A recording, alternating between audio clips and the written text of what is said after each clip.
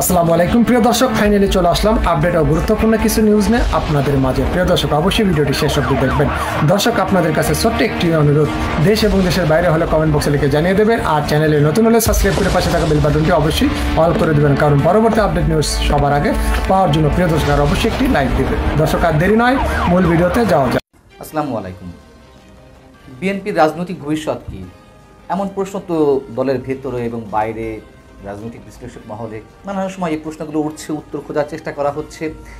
এখন বিএনপি যে অবস্থানে যেটি জানা যাচ্ছে তা হচ্ছে ভারত ইস্যুতে বিএনপির অবস্থান কি হবে, এবং একই সঙ্গে যুক্তরাষ্ট্রের যে বর্তমান ভূমিকা সব কিছু বিবেচনায় নিয়ে দলটি নাকি নতুন করে রাজপথে শক্তি সঞ্চয় করে নামতে যাচ্ছে, এবং দলীয় হাইকমান্ডও চাচ্ছেন যে বিএনপিকে সংগঠিত করে নতুন পরিকল্পনা নিয়ে রাজপথ কাঁপাতে, এবং বেশ আটঘাট করে এবার তারা নামতে চাইছে, এরকম বিভিন্নভাবে জানা যাচ্ছে। কিন্তু বিএনপি আসলে কি করতে চাইছে? আটঘাট বেঁধে নামতে চাইছে, খুব শক্তভাবে রাজপথ কাঁপাতে চাইছে, কিন্তু কি করতে চাইছে সেটি হচ্ছে প্রশ্ন।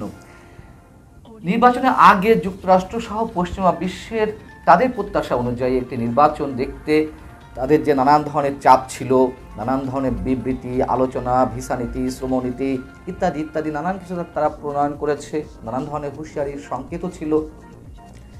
কিন্তু এই বিষয়গুলোকে মাথায় নিয়ে যেমন বিএনপির আন্দোলন তীব্র হয়ে উঠেছিল অনেকে বলেন, আবার বিরোধী মতও আছে। সেটি হচ্ছে তাদের উপরে নির্ভরতার কারণেই নাকি বিএনপির আন্দোলন যেভাবে বেগবান হওয়ার কথা ছিল সেটি হতে পারেনি, আন্দোলনে ভাটা পড়েছে। আবার নির্বাচনের পর এসে যুক্তরাষ্ট্রের যে পিচ টার্ন, যে ইউটার্ন, এবং বাংলাদেশের সঙ্গে তারা সম্পর্ক উন্নয়নের কথা বলছে। সর্বশেষ মার্কিন সহকারী পররাষ্ট্রমন্ত্রী ডোনাল্ড লু যে বাংলাদেশ সফর করে গেলেন, এবং সেই সফরের মধ্য দিয়ে যে তার বার্তা যে সম্পর্ক উন্নয়ন করতে চায়, সেখান থেকে অবশ্যই বিএনপির হতাশার কিছু আছে। এগুলো বিএনপি যদিও মুখে বলছে যে কে এলো না, আমরা সেগুলো পরোয়া করি না, আবার অন্যদিকে কিন্তু তারা ভিন্ন কথাও বলছে। আমি সে প্রসঙ্গে আসছি। এই হচ্ছে যুক্তরাষ্ট্রের বিষয়। আর হচ্ছে ভারত প্রসঙ্গ। অবশ্যই ভারত প্রসঙ্গে বিএনপি নাকি ভিন্ন কৌশল নিতে চাচ্ছে। গত 12 থেকে 16 মে মোটামুটি 5 দিন ধরে বিএনপি নেতৃত্বাধীন যে জোট এবং সমমনা দলগুলো তাদের সঙ্গে সিরিজ বৈঠক হয়েছে। সেই বৈঠকে অংশ নেওয়া জোটের নেতাদের অনেকে গণমাধ্যমকে জানিয়েছেন যে বিএনপি এই মুহূর্তে ভারত বিরোধী কট্টর অবস্থান থেকে একটু কৌশলী ভূমিকা নিয়ে তারা হাঁটতে চাইছে এবং মধ্যপন্থা অবলম্বন করতে চাইছে। আবার এ কথাও অনেকে বলছেন যে দলীয় হাইকমান্ড নাকি চাইছেন যদি ভারত তার আগের অবস্থানটি বজায় না রাখে, অর্থাৎ বিশেষ একটি দলের প্রতি তাদের যে একচোখা নীতি, এবং এই বিষয়ে তো ভারতের বিজেপিরই বিভিন্ন পর্যায়ের বুদ্ধিজীবী, ভারতের বিভিন্ন গণমাধ্যম তারা নানানভাবে সতর্ক করে আসছে যে ভারত যেই কৌশলটি বাংলাদেশের ক্ষেত্রে নিয়েছে, আওয়ামী লীগকে বিশেষভাবে সমর্থন দিয়ে যাচ্ছে, এটি ভুল নীতি। এর জন্য ভারতকে খেসারত দিতে হতে পারে ভবিষ্যতে যদি আওয়ামী লীগ ছাড়া অন্য কোনো দল ক্ষমতায় আসে। তো সেই জায়গা থেকে হয়তো বিএনপির হাইকমান্ডের মাথাতেও এই বিষয়টি আসতে পারে। ভারত যদি তার নীতি চেঞ্জ করে তাহলে সেক্ষেত্রে তাদের ভিন্ন চিন্তাভাবনা রয়েছে। কী ভিন্ন চিন্তাভাবনা আমরা এই মুহূর্তে অন্তত জানি না, তবে এই বিষয়গুলো আলোচনায় এসেছে। এখন বিষয় হচ্ছে যে ভারত বিরোধী অবস্থান, মানে কট্টর বিরোধী অবস্থান থেকে মধ্যপন্থা অবলম্বন করা, এতে আসলে বিএনপির লাভ কতখানি? বিএনপি চেষ্টা করেছে, তো আমরা দেখেছি নির্বাচনের আগে মোটামুটি ভারতের প্রতি নমনীয় ছিল। ভারত একটি বৃহৎ গণতান্ত্রিক রাষ্ট্র, তারা কখনো অন্য দেশের গণতন্ত্রের হস্তক্ষেপ করতে পারে না। ভারত প্রতিবেশী রাষ্ট্র হিসেবে নিশ্চয়ই বাংলাদেশের মানুষের মঙ্গল চাইবে, তারা বাংলাদেশের মানুষের কথাটাই বিবেচনা করবে, এই ধরনের মন্তব্য ছিল বিএনপির। কিন্তু তাতে তো আমরা দেখেছি ভারতকে আস্থায় আনা যায়নি। তারও নিশ্চয়ই অনেক কারণ আছে। বিএনপির জামাত জোট সরকার যখন ক্ষমতা ছিল, তাদের বিচ্ছিন্নতাবাদীদের এই দেশে আশ্রয়ের যে ঘটনাগুলো, কিংবা এ দেশে বসে ভারত বিরোধী অবস্থান, 10 টাকা অস্ত্র ইত্যাদি নানান বিষয় তো আছে। সর্বসাকুল্যে হয় বিএনপি ভারতকে আস্থা নিতে পারেনি অথবা ভারত বিএনপির উপরে আস্থা রাখতে পারেনি। আমি এজন্যই বলছি যে বিএনপি তো চেষ্টা করেছে, কিন্তু লাভের লাভ কী হয়েছে আমরা জানি না। তাহলে কিসের অপেক্ষায় বিএনপি? যুক্তরাষ্ট্র সম্পর্কেও তারা এখনো পর্যন্ত দোদুল্যমান অবস্থায় আছে। যুক্তরাষ্ট্র আসলে কতখানি ইউটার্ন নিয়েছে বা কতখানি এখনো পর্যন্ত বাংলাদেশের গণতন্ত্র প্রতিষ্ঠার বিষয়ে কতটুকু আন্তরিক, এ নিয়ে বিএনপির মধ্যে নানান ধরনের মতবিরোধ রয়েছে। এখন বিষয় হচ্ছে যে আন্দোলনের নামতে চাইছে আন্তর্জাতিক যে বিষয়গুলো সেগুলো মাথায় রেখে আন্দোলনটি কীভাবে হবে। এই যে নির্বাচনের পরে বিএনপির আমরা দেখেছি সব শেষ পর্যায়ে এসে গত 2-3 সপ্তাহের মধ্যে পরপর দুটি কর্মসূচি ছিল, বড় কর্মসূচি। একটি হচ্ছে মুক্তিযোদ্ধা দলের, স্বেচ্ছাসেবক দলের সম্ভবত ছিল, যুব দলের ছিল, কয়েকটি কর্মসূচি হয়েছে এবং হিউজ মানুষ হয়েছে সীমাহীন হামলা মামলা নির্যাতনের পরেও। কিন্তু অনেকে বলছেন যে ঝিমিয়ে পড়েছে। হতে পারে, সবার কথাই ঠিক হতে পারে। এই যে ঝিমিয়ে পড়েছে, এক্ষেত্রে আবার বিএনপি নেতারা বলছেন যেভাবে হামলা মামলার মুখে পড়েছে বিএনপির নেতাকর্মীরা, আত্মগোপনে ছিল, সেই অবস্থায় আসলে কর্মসূচি কতটা দেওয়া যায়। আবার তৃণমূলেরও কিন্তু অভিযোগ রয়েছে, বিএনপির শীর্ষ নেতৃত্ব যখনই কোনো রাজপথ কাঁপানোর মতো আন্দোলনের ডাক দিয়েছে তারা হাজির হয়েছেন। দূর দূরান্ত থেকে শত প্রতিবন্ধকতা পেরিয়েও তারা হাজির হয়েছেন, কিন্তু বিএনপির কেন্দ্রীয় নেতাদের কারোর হঠকারী সিদ্ধান্তের কারণে সেই কর্মসূচিগুলো বন্ধ হয়ে গেছে। এক্সাম্পল হিসেবে 28 অক্টোবরের ঘটনা সবাই উদাহরণ দিয়ে, এগুলো আপনারা জানেন যে কীভাবে হঠকারী সিদ্ধান্ত নেওয়া হলো, সাউন্ড গ্রেনেডের মুখে কিংবা টিয়ার গ্যাস সেল নিক্ষেপ করা হচ্ছিল পুলিশের পক্ষ থেকে, সেখানে এত বড় একটা কর্মসূচি স্থগিত করা হলো। যাই হোক, এগুলো নিয়ে কথা হয়েছে। অতএব তৃণমূলের কর্মীদের হিসাব অভিযোগ, তারা যদি আত্মবাধা বিপত্তি পেরিয়ে যে কোনো ডাকে তারা সাড়া দিতে পারে, সেক্ষেত্রে আবার বিএনপি নেতাদের সবসময় রাজপথে পাওয়া যায় না। উদাহরণ হিসেবে তারা রুহুল কবির রিজভীর কথা বলছেন যে তিনি জীবনের ঝুঁকি নিয়ে যেভাবে রাজপথ কামড়ে পড়ে আছে, এরকম তো সবাইকে দেখা যায় না। ফখরুল ইসলাম আলমগীরও, তিনিও নিশ্চয়ই রাজপথে থাকেন বা সবসময় ফ্রন্টলাইনে থাকার চেষ্টা করেন, কিন্তু তৃণমূলের সবাইকে মাঠে নামিয়ে শীর্ষ নেতৃত্বের হাতে গোনা কয়েকজন তারা মাঠে থাকবেন, বাকিরা শুধু বক্তব্য বিবৃতির মধ্যে সীমাবদ্ধ থাকবেন, কোনো কঠোর মুহূর্তে তাদেরকে খুঁজে পাওয়া যাবে না, এরকম নানান ধরনের অভিযোগ রয়েছে। এই সব কিছু মিলিয়ে আসলে জোট অন্তর্ভুক্ত যে দলগুলো রয়েছে তাদের সঙ্গে দফায় আলোচনা করছে এবং ইসলামপন্থী যে দলগুলো রয়েছে, বিশেষ করে জামাতে ইসলামী, তাদেরকে সাথে নেওয়া হবে কিনা এ বিষয়ে মতবিরোধ রয়েছে। এসব বিবেচনা নিয়ে বিএনপির পরিকল্পনা আসলে কতখানি শক্ত হবে সেটি দেখার বিষয়। এবং যুক্তরাষ্ট্র সম্পর্কে বা বিদেশি শক্তির বিষয়ে বিএনপি যে এখনো পর্যন্ত দোদুল্যমান অবস্থানে রয়েছে এ কথা স্বীকার করতেই হবে। তার কারণ ডোনাল্ডো আসার আগে যেমনটা মির্জা ফখরুল ইসলাম আলমগীর বলছিলেন যে কে এলো আর কে গেল তাতে আমাদের কিছু যায় আসে না। আবার ডোনাল্ডো অবস্থাকালীন বাংলাদেশে তিনি যখন 3 দিন অবস্থান করছিলেন, সেই মুহূর্তে আবার সাংবাদিকদের প্রশ্নের জবাবে তিনি বললেন যুক্তরাষ্ট্র তার আগের অবস্থানে আছে। তাহলে কি বিএনপি এখনও যুক্তরাষ্ট্রের উপরে নির্ভর করে আছে? আবার তিনি একদিকে বলছেন যে বাংলাদেশের আন্দোলনের জন্য বা গণতন্ত্র রক্ষার জন্য বিদেশি শক্তির উপরে নির্ভর করে লাভ নেই। এই কথাটা তারা সাধুবাদ পেতেই পারেন বা মির্জা ফখরুল ইসলাম আলমগীর, যে যুক্তরাষ্ট্রের পরিচয় পাওয়া গেছে। আবার তিনি অন্যদিকে বলছেন যে স্বাধীনতার পর থেকে ভারত সবসময় বাংলাদেশকে নিয়ন্ত্রণ করতে চেয়েছে এবং আওয়ামী লীগের প্রভু হিসেবে ভারতকে তিনি চিহ্নিত করেছেন গত 2-3 দিন আগের একটি বক্তব্যে। তাহলে আসলে কি করতে চাইছে? একদিকে বলছেন বাংলাদেশের জনগণকে বিদেশি শক্তির উপর নির্ভর করার কোনো প্রয়োজন নেই, আবার বলছেন যে আওয়ামী লীগ তার প্রভুকে খুশি করার জন্য যা ইচ্ছা তাই করছে এবং সেইভাবে ক্ষমতায় আছে। আমার মনে হয় বিএনপির স্ট্রেট নীতিতে যাওয়া উচিত।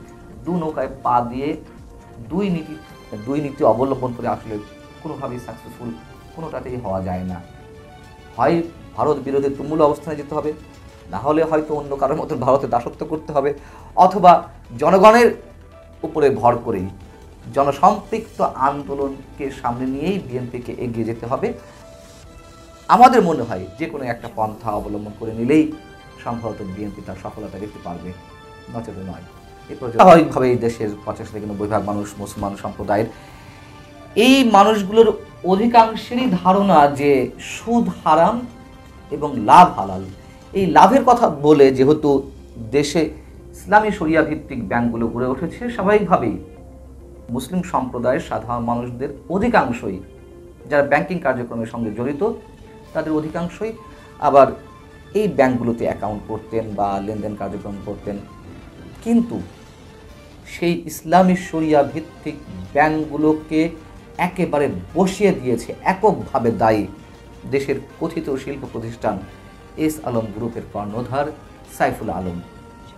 এবং নতুন করে বাংলাদেশ ব্যাংকের যে তথ্য, সেই তথ্য বলছে দেশের 10টি ইসলামী ব্যাংকের আমানত সবচেয়ে বেশি কমেছে জানুয়ারিতে।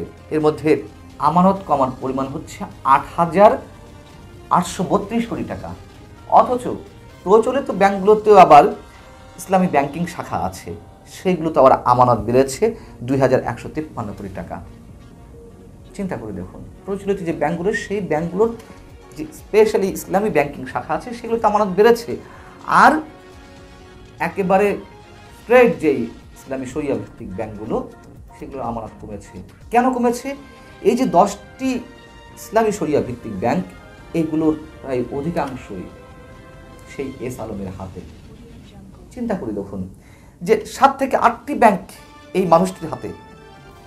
যদি বলতে হয় আপনাদেরকে, আল আরাফা ইসলামী bank, Bangladesh commerce bank limited, ইসলামী ব্যাংক বাংলাদেশ, সোশ্যাল ইসলামী ব্যাংক, ফার্স্ট সিকিউরিটি ইসলামী ব্যাংক, ইউনিয়ন ব্যাংক, গ্লোবাল ইসলামী ব্যাংক,